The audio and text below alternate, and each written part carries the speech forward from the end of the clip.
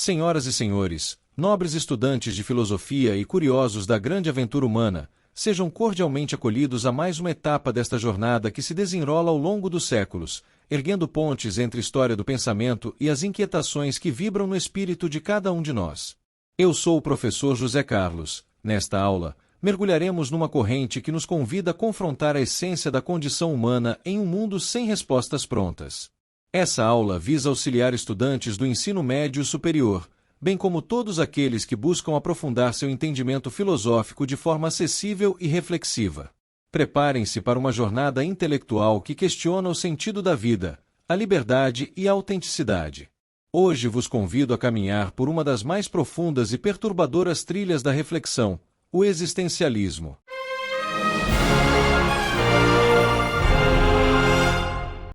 Poucas correntes filosóficas penetraram tão intimamente na vida interior do ser humano, convocando-o a compreender o mundo e a si mesmo, seu destino, suas escolhas e a própria tessitura de sua liberdade. O existencialismo surge como uma das correntes filosóficas mais influentes do século XIX e XX, com raízes profundas na Europa, especialmente na Dinamarca, Alemanha, França e, de forma indireta, na Suíça e outros centros intelectuais. Seu nome deriva do termo existência, que em latim, existentia, remete àquilo que sai para fora ou se realiza, enfatizando o ato de ser no mundo. Historicamente, essa corrente emerge em um período de turbulências, o romantismo tardio e a industrialização do século XIX, seguidos pelas guerras mundiais e pela crise de valores no século XX. Pense na Revolução Industrial, que transformou sociedades agrárias em urbanas e mecanizadas, e nas catástrofes do século XX, como a Primeira e a Segunda Guerra Mundial, que abalaram a fé na razão iluminista e nas estruturas tradicionais de sentido.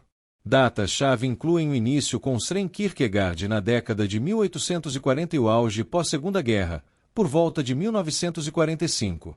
Essa origem europeia reflete um contexto de declínio das grandes narrativas religiosas e metafísicas, onde o indivíduo se vê isolado perante o suposto absurdo da vida, convidando-nos a uma reflexão pessoal e urgente sobre o que significa existir. Agora que iniciamos esta travessia, prossigamos para compreender as raízes históricas e geográficas que deram origem a essa poderosa corrente de pensamento. Aprofundando sua origem histórica e geográfica. O existencialismo nasce no coração da Europa, entre os séculos XIX e XX, período em que o continente experimentava transformações profundas e muitas vezes traumáticas. Era uma época em que as antigas certezas da metafísica tradicional, da religião institucionalizada e da razão iluminista apresentavam sinais de esgotamento. Os avanços da ciência, as tensões políticas, as mudanças sociais, as revoluções industriais e, mais tarde, as guerras mundiais criaram um ambiente em que o ser humano já não encontrava apoio firme nas estruturas que antes sustentavam sua compreensão do mundo. Nesse contexto, o pensamento europeu buscava novas formas de interpretar a existência humana. A inquietação espiritual que fermentava na Dinamarca, o fervor crítico que se avolumava na Alemanha e o horizonte filosófico que se abria na França convergiram para formar a base do que, mais tarde, seria reconhecido como existencialismo. Assim, podemos afirmar que a corrente nasce como resposta ao colapso das antigas arquiteturas do sentido. A vida humana precisava ser repensada. Já não bastava falar do homem em termos universais, era preciso examinar a singularidade de cada existência, com suas angústias, suas esperanças, suas rupturas e sua liberdade irrestrita. Ato contínuo, avancemos para aqueles que lançaram as primeiras luzes sobre este novo modo de pensar. Søren Kierkegaard nasceu em 5 de maio de 1813, em Copenhague, na Dinamarca, uma cidade portuária vibrante no coração da Escandinávia, marcada pela influência luterana e pelo despertar romântico. Filho de um comerciante abastado, cresceu em um ambiente de rigidez religiosa, mas sua vida foi marcada por melancolia e isolamento. Ele faleceu jovem, em 11 de novembro de 1855, aos 42 anos, vítima de uma doença na coluna vertebral, possivelmente espondilite. Kierkegaard, um pensador cristão existencial, embasa sua filosofia no princípio da subjetividade. A verdade não reside em sistemas abstratos, como o hegelianismo dominante de sua época, mas na escolha pessoal e apaixonada do indivíduo perante Deus e o mundo. Para ele, a existência humana divide-se em estágios: estético, ético e religioso, culminando na fé como um salto irracional além da razão. Entre suas principais obras, destaca-se Temor e Tremor, publicada em 1843 sob pseudônimo. Nessa obra, Kierkegaard analisa o episódio bíblico de Abraão e o sacrifício de Isaque, explorando o paradoxo da fé absoluta, que transcende a ética universal. Sua contribuição filosófica reside em introduzir o conceito de angústia existencial, mostrando como o indivíduo deve abraçar o absurdo para alcançar a autenticidade religiosa. Outra obra fundamental é o Conceito de Angústia, de 1844, onde ele descreve a angústia como vertigem da liberdade, o sentimento de possibilidade infinita que nos paralisa perante escolhas morais e espirituais. Aqui, Kierkegaard contribui ao fundar a psicologia existencial, influenciando a compreensão moderna da ansiedade como portal para o autoconhecimento. Por fim, As Obras do Amor, de 1847, enfatiza o amor cristão como ato ético existencial, contrastando-o com o amor romântico passageiro. Essas obras coletivamente lançam as bases do existencialismo ao priorizar a existência individual sobre sistemas racionais, inspirando uma filosofia da decisão pessoal. Agora que compreendemos a semente religiosa e introspectiva da corrente, avancemos para um pensador que, embora não se declarasse existencialista, foi responsável por uma verdadeira revolução espiritual, Friedrich Nietzsche. Em seguida, falaremos sobre Friedrich Nietzsche, que radicaliza o existencialismo ao desafiar as fundações morais e religiosas da Europa. Friedrich Nietzsche nasceu em 15 de outubro de 1844, em Hocken, uma pequena vila na Prússia, atual Alemanha, região de florestas e tradições protestantes, em uma família de pastores luteranos. Órfão de pai aos 5 anos, ele estudou filologia clássica e se tornou professor em Basel, na Suíça, mas sua saúde frágil o levou a uma vida nômade. Faleceu em 25 de agosto de 1900, aos 55 anos, após um colapso mental em Turim, Itália, provavelmente devido a sífilis ou uma doença neurológica.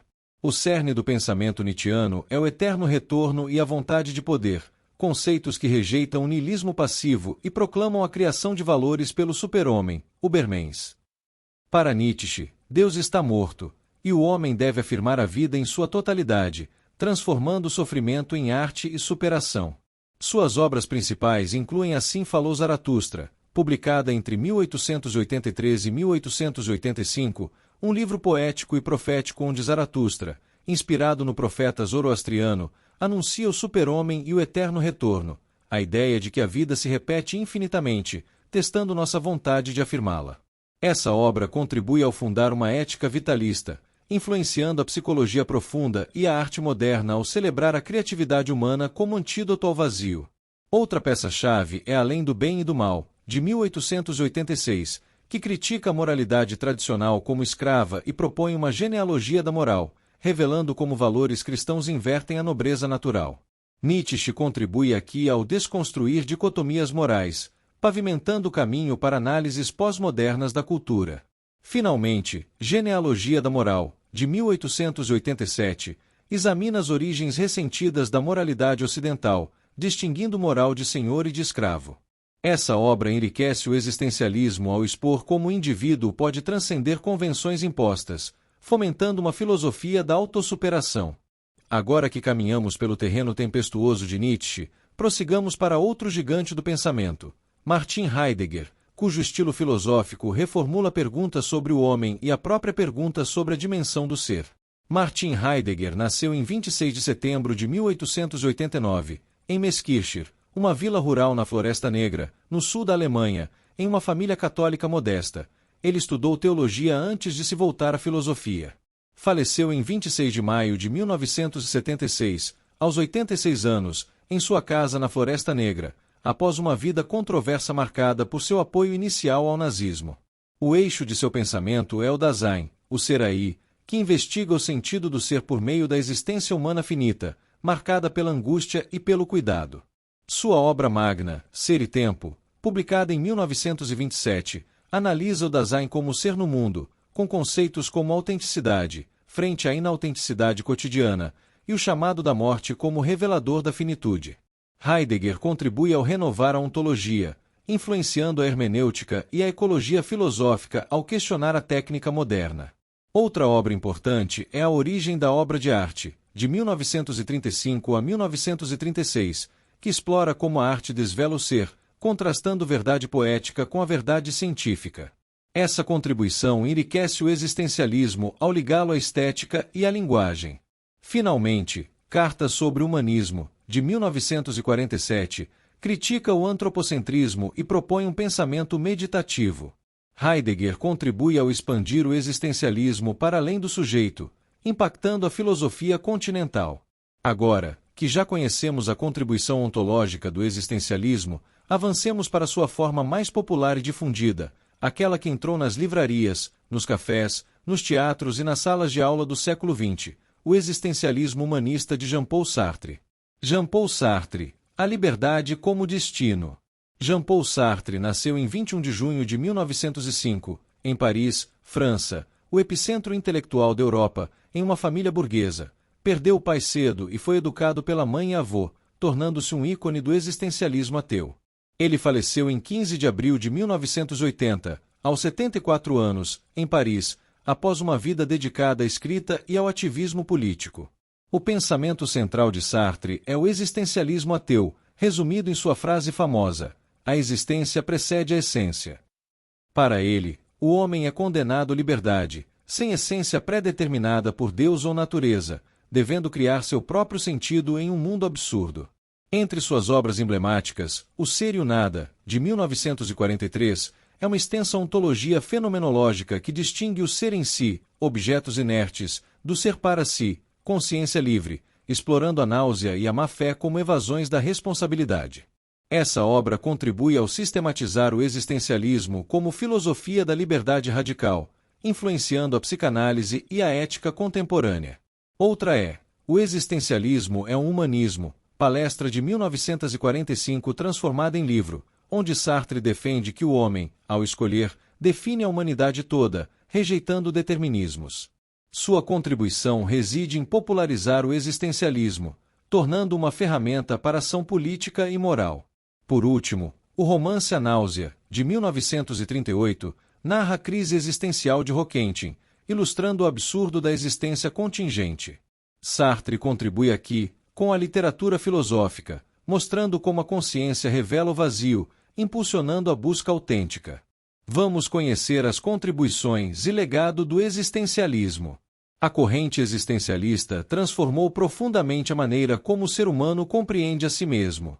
Kierkegaard reviveu o valor da subjetividade, Nietzsche desferiu o golpe fatal nas ilusões de uma moral universal, Heidegger devolveu a pergunta pelo ser, Sartre proclamou a liberdade do indivíduo diante de um universo sem garantias. O existencialismo influenciou a literatura de Camus e Kafka, o teatro moderno, a psicologia humanista, a educação centrada no aluno, a reflexão política sobre autonomia e responsabilidade, e até mesmo o cinema e as artes visuais. Seu legado maior talvez seja este: recordar à humanidade que existir é uma tarefa, e que cada vida exige consciência, coragem e autenticidade. Agora que já percorremos as raízes do existencialismo e conhecemos seus grandes arquitetos, Kierkegaard, Nietzsche, Heidegger e Sartre, podemos avançar para os pensadores que receberam esta herança intelectual e a expandiram em múltiplas direções. São autores que, cada qual em sua época e em seu campo de atuação, prolongaram, ajustaram, discutiram e, por vezes, remodelaram o existencialismo, conferindo-lhe novos contornos e ampliando sua ressonância cultural. Vamos conhecer os seguidores e expansões do existencialismo. Entre os continuadores mais expressivos desta corrente destaca-se Simone de Beauvoir, figura da filosofia francesa do século XX, demonstra grande sofrimento no processo de autoaceitação. Nascida em Paris, em 1908, Beauvoir estudou na École Normale Supérieure ao lado de Sartre e com ele estabeleceu um vínculo intelectual que atravessou décadas. Em suas obras, especialmente O Segundo Sexo, demonstra grande sofrimento psicológico negando a concepção biológica de nascimento. Ela ampliou a noção existencial de liberdade para refletir sobre a condição feminina, chegando a afirmar que não se nasce mulher, torna-se mulher, expressando com precisão o princípio negacionista sartriano da existência do ser biológico, movendo-se para uma concepção cultural da essência. Sua contribuição foi decisiva para que o existencialismo alcançasse também o campo da política e dos movimentos de emancipação do feminismo. Outro seguidor importante foi Albert Camus, nascido na Argélia Francesa em 1913. Embora rejeitasse o rótulo de existencialista, Camus participou ativamente do ambiente intelectual que consagrou a corrente. Em obras como O Estrangeiro, A Peste e O Mito de Sísifo, refletiu sobre o absurdo da condição humana, aquele choque entre o desejo de sentido e o silêncio indecifrável do mundo. Para Camus, a resposta ao absurdo não é o desespero, mas a rebelião lúcida, rebelião que afirma a dignidade humana contra todas as forças que tentam anulá-la. Sua obra literária e filosófica tornou-se um dos pilares do existencialismo moderno, incorporando-o ao imaginário cultural do século XX. Também merece destaque Maurice Merleau-Ponty, filósofo francês nascido em 1908, cuja reflexão fenomenológica sobre o corpo, a percepção e a intersubjetividade inaugurou um novo horizonte dentro da corrente. Para Merleau-Ponty, a existência humana não é puro pensamento, mas corporeidade situada, sensível, expressiva. Sua obra Fenomenologia da Percepção funda uma leitura existencial da carne do mundo, dando ao existencialismo um fundamento sensível e estético que completou a radicalidade ontológica de Heidegger e a liberdade de Sartre. Dessa forma, os seguidores do existencialismo transformaram a corrente num vasto campo de investigação, abrangendo a literatura, a política, a estética, a psicologia, a pedagogia e as ciências humanas em geral.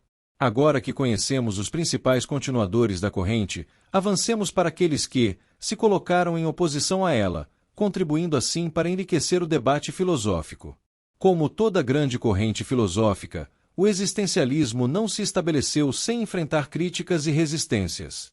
Entre os principais opositores encontra-se Karl Marx, cuja análise materialista da existência humana se afasta radicalmente da ênfase subjetiva dos existencialistas. Para Marx, não é a consciência que determina a vida, mas as condições materiais de existência que moldam a consciência.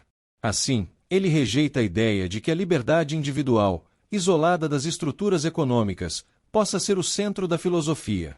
Sua crítica contribuiu para deslocar o existencialismo de temas meramente íntimos para considerações sociais e políticas. Também se opôs a esta corrente o positivismo de Auguste Comte, que desde o século XIX defendia a ciência como o único caminho válido para o conhecimento humano. O existencialismo, ao investir na subjetividade, nas angústias, na liberdade e nos dilemas singulares da existência, parecia aos positivistas uma filosofia nebulosa, imprecisa, incapaz de produzir leis universais. Essa crítica obrigou os existencialistas a refinar seu vocabulário e a justificar a legitimidade da experiência interior como objeto de análise. Ao lado dessas vozes, encontramos ainda Bertrand Russell, filósofo britânico do século XX, que considerava obscuro o estilo de escrita e a estrutura conceitual do existencialismo. Para Russell, a clareza lógica era requisito indispensável à filosofia, e boa parte da obra de Heidegger e Sartre não atendia a esse critério. Sua crítica, embora severa, ajudou a estabelecer um diálogo frutífero entre diferentes escolas de pensamento, ampliando o horizonte metodológico da filosofia contemporânea.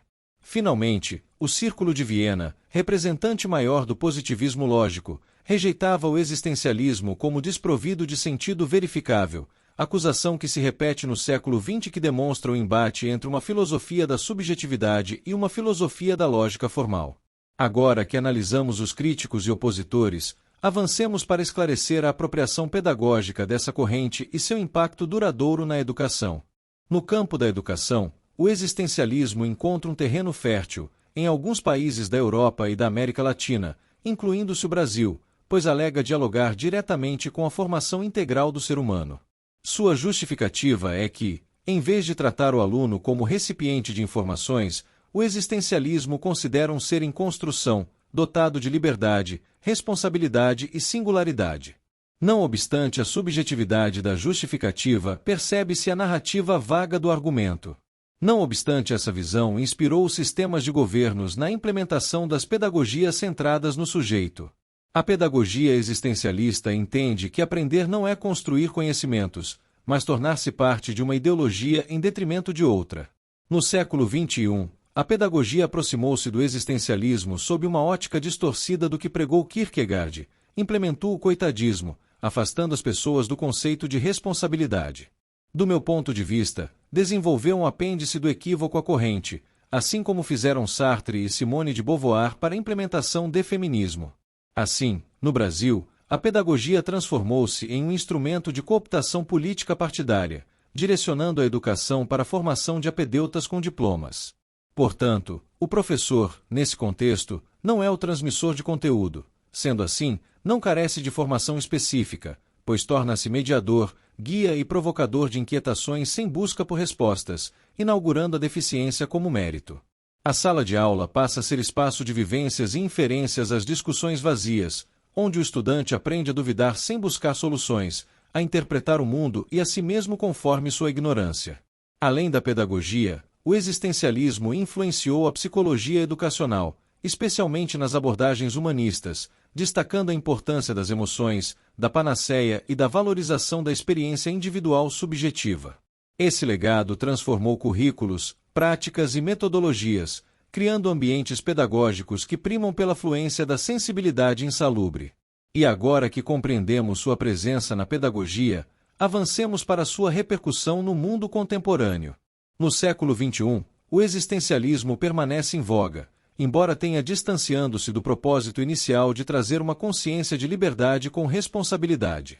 O ser humano contemporâneo, cercado de tecnologias, redes sociais, demandas aceleradas e crises globais, experimenta com frequência os sentimentos descritos por Kierkegaard, Nietzsche, Heidegger e Sartre, convertidos em angústia, solidão, busca de sentido, mas não experimenta responsabilidade diante da liberdade e da incerteza diante do futuro.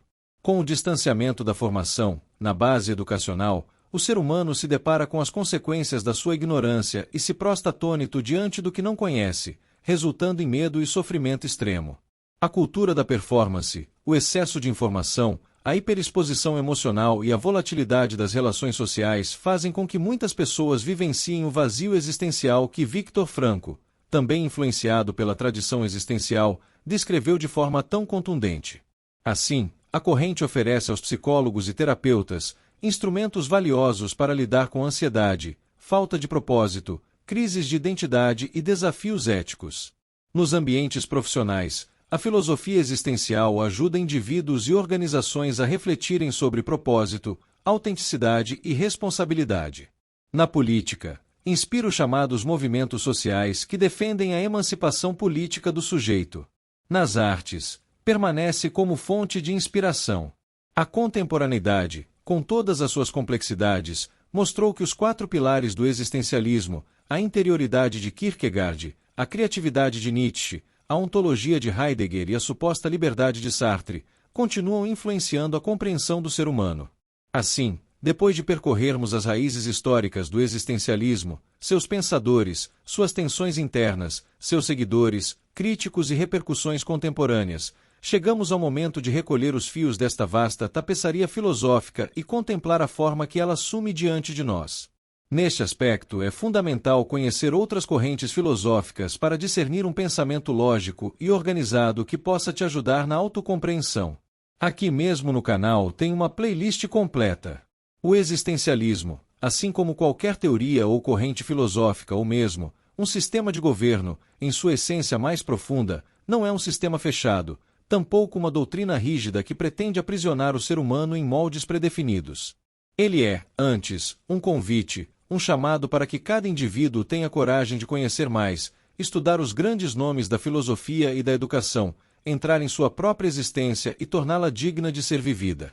Kierkegaard nos recordou que a verdade se encontra na interioridade. Nietzsche proclamou a necessidade de recriar valores diante da morte das antigas certezas. Heidegger mostrou que somos ser no mundo, lançados na finitude, responsáveis por dar sentido ao existir. E Sartre concluiu que liberdade é inescapável, que cada escolha fala não apenas por nós, mas por toda a humanidade. Reunidos, esses pensadores não formam uma escola uniforme, mas um coro polifônico que afirma: a existência é obra, é tarefa, é risco, é possibilidade. No centro de tudo está o ser humano, não como um conceito abstrato, mas como alguém que sente, decide, sofre, busca e transforma. Agora que revisitamos esses 4 gigantes, avancemos para uma síntese que nos permita ver o conjunto que eles edificaram.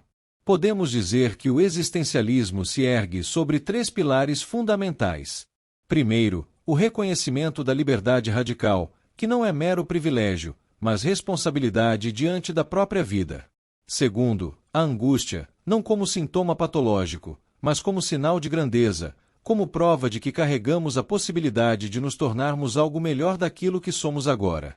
E terceiro, o sentido, não como algo herdado ou imposto, mas como criação contínua, como obra a ser construída no interior da existência. A filosofia existencial ensina que ninguém pode viver por nós, escolher por nós, sonhar por nós.